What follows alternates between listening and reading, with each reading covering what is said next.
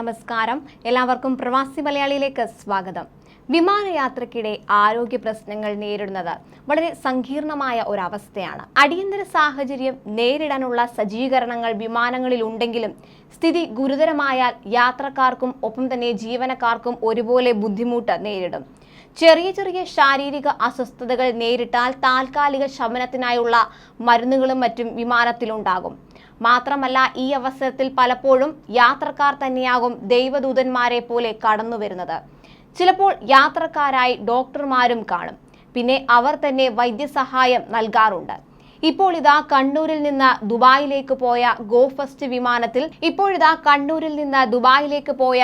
First വിമാനത്തിൽ യാത്രക്കിടെ മലയാളിക്ക് ഹൃദയാഘാതം അനുഭവപ്പെടുകയുണ്ടായി. കടുത്ത നെഞ്ചുവേദന അനുഭവപ്പെട്ട യൂനുസ് ക്യാബിൻ ക്രൂവിനെ സഹായത്തിനായി വിളിക്കുകയായിരുന്നു.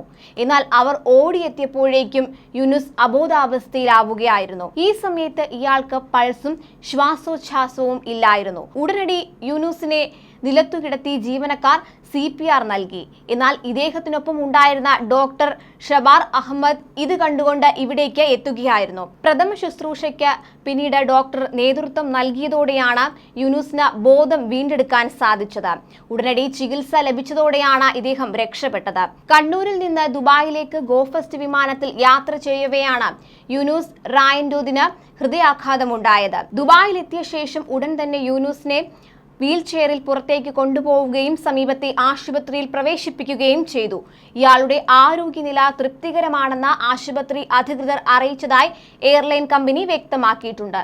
അതേസമയം യാത്രക്കാരനെ രക്ഷപ്പെടുത്താൻ അവസരോചിതമായി പ്രവർത്തിച്ച ക്യാബിൻ ക്രൂ അംഗങ്ങൾക്ക് എയർലൈൻ ക്യാഷ് അവാർഡ് നൽകുമെന്ന് പ്രഖ്യാപിച്ചിട്ടുണ്ട്. കൂടാതെ ഹൃദയാഘാതം അനുഭവപ്പെട്ട ഉടൻ തന്നെ യാത്രക്കാരന് എത്തി പ്രഥമ ശുശ്രൂഷ നൽകിയ ഡോക്ടർക്കും എയർലൈൻ കമ്പനി ഓഫർ പ്രഖ്യാപിച്ചിട്ടുണ്ട്. വിമാനത്തിൽ എവിടെ വേണമെങ്കിലും സഞ്ചരിക്കാനുള്ള ഫ്രീ പാസുകളാണ് ഇവർക്കായി എയർലൈൻ കമ്പനി ഓഫർ ചെയ്തിരിക്കുന്നത്. കൂടുതൽ പ്രവാസി വാർത്തകൾക്കായി ഈ ചാനൽ സബ്സ്ക്രൈബ് ചെയ്യുക.